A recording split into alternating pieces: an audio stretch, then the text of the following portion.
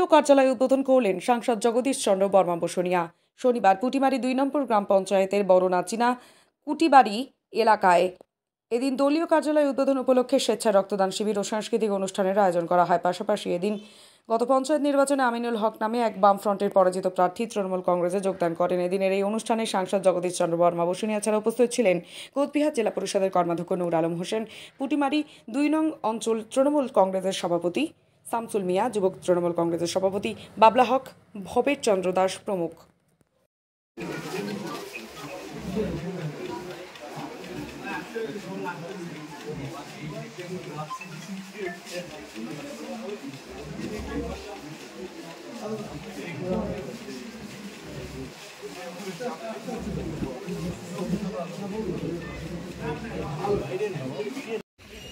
वंदे मातरम, वंदे मातरम, वंदे मातरम, जफर जफर, जफर जफर, जफर जफर, जफर जफर, जफर जफर, जफर जफर, वंदे मातरम, जिंदाबाद, जय हिंद।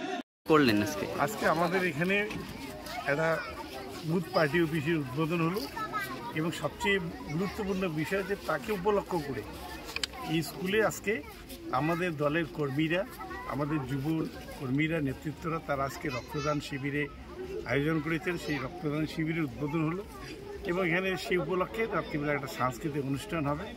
একটা সুন্দর একটা পরিকল্পনা আজকের দিনে এই এলাকার পুটিমারি 2 এর নেতৃত্বরা নিয়েছেন। আমি তাদের আন্তরিকভাবে অভিনন্দন জানাই, ধন্যবাদ জানাই।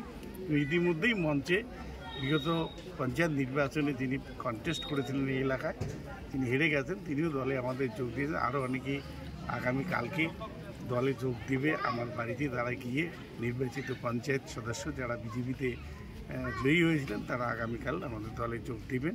আমি তাদেরকে স্বাগত জানাই।